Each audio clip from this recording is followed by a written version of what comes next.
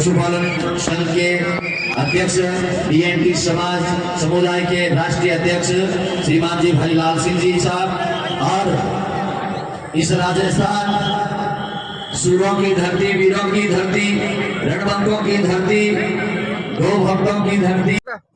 मेरा विशेष अनुरोध रहेगा गिरिराज जी को बूंदी से पधारे, गिरिराज जी सपेरा और मंगलराम जी जो भी मीटिंग में विराजमान है तो वो मंच पे विराजमान हो। और अगली कड़ी में हमारे बीच जमीन नहीं, मकान नहीं, रहने को कुछ नहीं है, रोड नहीं, जमीन नहीं, लाइट नहीं, इतनी बस है और कूड़ा नहीं, खेती नहीं है, मेरे मकान नहीं है। कितने साल से नहीं है? आज वो तो इतना साल हो गया, 40-50 साल हो गए। कोई आप एक ही ठिकाना के और? हाँ, एक ठिकाना राजसमंद के। झोपड़ी वगैरह है? झोपड़ी वगैरह है? झोपड़ी नहीं है, जमीन है आपने? जमीन नहीं है। कब से नहीं है? आज इतनी साल हो गया, नहीं है ही नहीं। सरकार से क्या मांगे? सरकार मांग रहे, एक तो मकान मांग रहे, जमीन दिलाओ, मकान दिलाओ, मकान दिलाओ, एक रोड नहीं है, रोड मेरे को आने की। आप लालजी देवासी के साथ आपको मिलेगा न्याय? उठाने पड़े हमको, न्याय मिल जाता है? अरे साथ रहेंगे हम। हाँ, धन्यवाद। साथ समाज का कौन नेता है? रतनराम जी, रतन रतनलाल जी, हाँ, इनके साथ है हम। उनके साथ है सभी समाज के आज आए हैं सतीश कुंड के और रतनलाल सबकी समाज में न्याय दिला के रहे और भी बैठे हैं। हमारा गाँव है नारायण सिंह पराड़ियार, बंजारा समाज प्रदेश अध्यक्ष, एनटी का प्रदेश उपाध्यक्ष। मेरा ये कहना निवेदन है कि 2006 से ये अपनी समाज में पीछे पड़ रही है और कर करके परेशान होगी, समाज की कोई सुनाई करते नहीं है बिल्कुल ही। बेचारे 20,000 डेरे सपेरे यहाँ बंजारे मजदूरी करते हैं, माटी खोदते हैं, डेरा यहाँ डालते हैं, कल डेरों को बडोजर लगा के उधर हटा देते हैं, कल उधर हटा देते हैं, कोई देखते नहीं। आज मजदूरी करने डेरा यहाँ लादा, मतलब 20,000 बंजारे काम करते हैं, रहने नहीं देते हैं ये लोग, सरकार नहीं रहने देती है। कभी कहीं यहाँ बैठ जाओ, बस गरीब आदमी का कोई हर आदमी है नहीं ना भाई।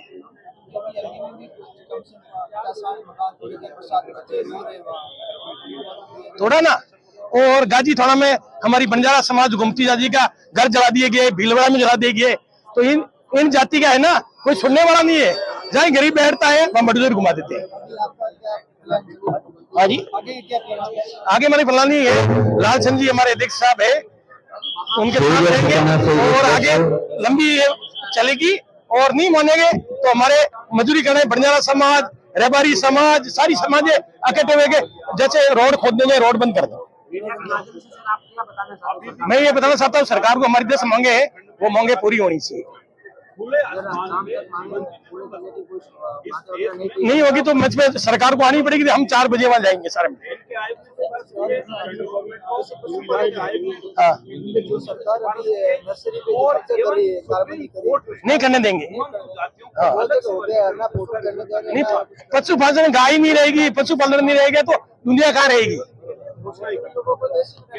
हाँ, इन लोगों को तो पशुपालन रखेंगे और हाँ उगाएंगे। कुछ मांगों को लेकर आप समाज जग चुका है और ये पहली बार चलने का है इस राजधानी में।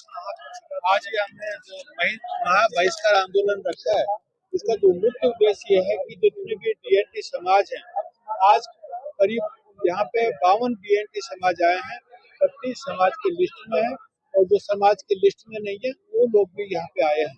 आप देख रहे हैं कम से कम 20 से 25,000 लोग आज यहाँ पे रहेंगे।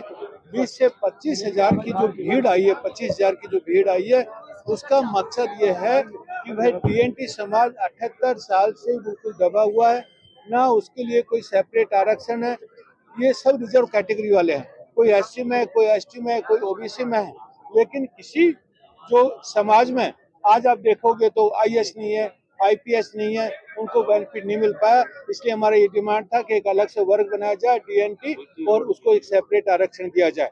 नंबर 2 है कि जो इनको 10% पॉलिटिकल रिजर्वेशन दिया जाए, क्योंकि इनकी जनसंख्या राजस्थान में इनकी जनसंख्या 15% है और पूरे देश में इसका 10% है। इसलिए इनका हक बनता है कि 100 सरपंच हो तो 10 इनके होने चाहिए।